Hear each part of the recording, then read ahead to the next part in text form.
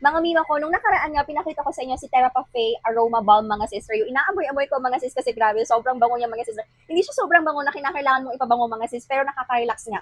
Ngayon nga, mga sis, meron ng lip essence si Therapy, mga sister. Ayan siya, Magic Glossy, mga sis. Na-excite nga ako ngayon, mga sis, kasi nahihilig na ako sa mga lip gloss ngayon, mga mima. Lip balm, may mga oil siya, mga sis. Kasi napapansin ko nga, kapag mga matte yung ginagamit ko, matte lip tint, gano'n, nagda-dry yung lips ko, mga sis. Yan siya, mga mima. Ganito lang siya kalaki, mga sister. Very, very cute silang, mga sis. So, pwede nyo ilagay doon sa mga small cutie bags ninyo. Magic Glossy siya, mga sis, kasi after few minutes, magbabago nga yung color niya, mga mima. Ayan, o.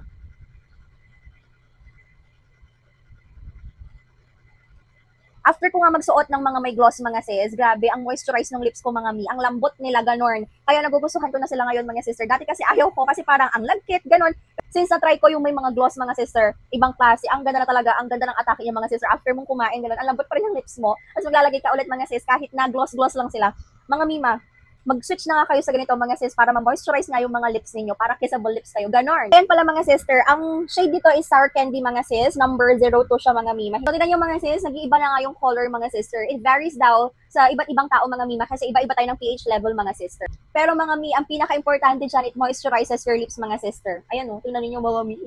For the lambot na yung mga lips ninyo, mga sister. Kaya kung gusto nyo nitong Therapy Lip Essence Magic Gloss, mga sis, check my yellow basket at mag-check out na. Bye!